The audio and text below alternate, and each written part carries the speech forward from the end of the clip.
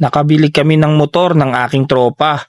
Subalit imbis katuwaan, kinainisan ng aking asawa. Sapagkat makikita mo naman na ito'y hindi kaaya-aya. Bukod sa puro putik at kalawang, sira-sira na at sa itsura pa lang nito ay mukhang hindi na mapapakinabangan. Buti na lang, andyan ang ating tropa na si Aljan. Mabusisi at magaling nating kasama dito sa garahe. Kanyang ginugulan ng panahon at oras. Halos ilang araw pagdating sa wiring ang linya ng ating motor upang maibalik sa dati nitong kondisyon. Siyempre, pagdating sa usapang kondisyonan, uunahin nating palitan ang ating mga gulong. Bukod sa gusto natin ay makapit, umulan man o umaraw ay atin itong masasandalan sa tuwing tayo ay bumabiyahe sa daan. Dito lang yan sa Takara, North Caloocan. At ang ating napiling gulong sa kanila, subok at katiwa-tiwala, walang iba kundi ang Corsa Platinum. Punta na kayo dito. Libreng tire sealant, libreng pito, at higit sa lahat, libre na rin ang grasa at pagkabit nila dito. Chinap-chap na natin. Halos kalas-kalas na at talagang hiwa-hiwalay ang lahat ng ating mga pyesa dito sa ating motorsiklo. Mula makina, chassis at wiring ay ating kailangan patinuin. At todo suporta naman ang ating mahal na mekaniko na si Kuya Unyo sa ating munting proyekto. Unti-unti niya nang pininturahan ang baklas na tambutso ng high temp na pintura. Sinama niya na rin ang chassis nito.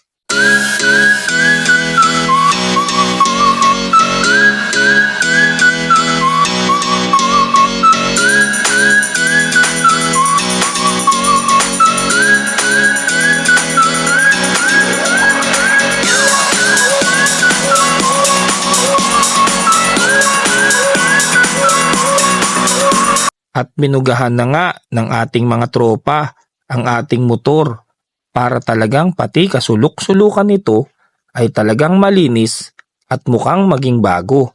Kahit papano, bumili naman tayo ng pintura na ating gagamitin pang spray. Marahil nagtatanong kayo bakit iba't ibang kulay ang meron tayo dito. Eto kasi ang ating motor na ating pangangalanan na si Lego. Kaya bukod sa dami at iba't ibang kulay, nakapagbibigay ito ng tuwa at saya na parang naaalala ko ang aking pagkabata habang bumubuo ako ng pira-pirasong bahagi na laruan na kung tawagin ay Lego. Coloring time. Ito ang pinakamasaya at pinaka-excited kami. Ang kulayan isa-isa ang bawat bahagi ng ating proyekto. Gusto ko sanang ipakilala sa inyo ang ating mga motorsiklo. Walang iba kundi si NMAX ko, si Pasio ko, si ADB ko, si Nex ko, at walang iba kundi ang ating project bike na si Jet Lego. Isa-isa nating inorderan ng mga pyesa at plastic parts para mabuo natin paunti-unti. At ngayon, ating mamasilyahan, lilihahin at pipinturahan na natin. Unang hakbang, unang buga, i-primer muna natin lahat para mapantay at kumapit ng mabuti ang ating mga gagamiting pintura. Siya pala si Anthony, ang ating pintor dito sa garahe. At siya din ang magbibigay kulay sa ating pinapangarap na motorsiklo.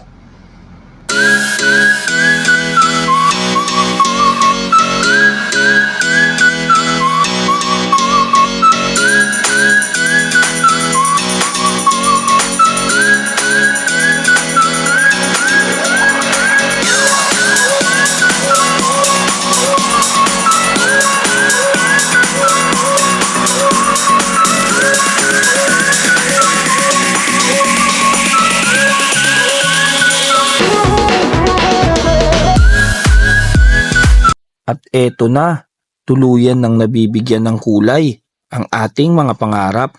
Malapit-lapit na at kitang-kitang buhay na buhay ang nagniningning na kulay.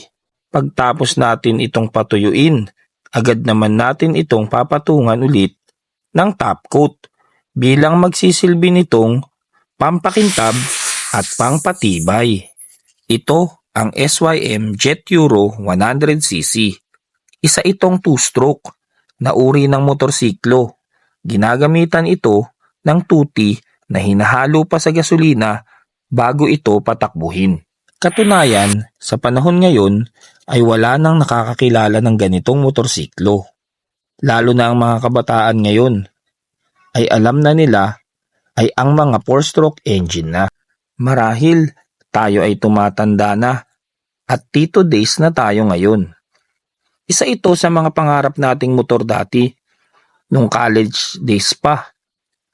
Wala naman ako nito dati, kaya ngayon medyo nakakaluwag na tayo, bumili tayo nito. Minsan, masarap balikan ang nakaraan. Yung mga luma na akala natin wala ng halaga.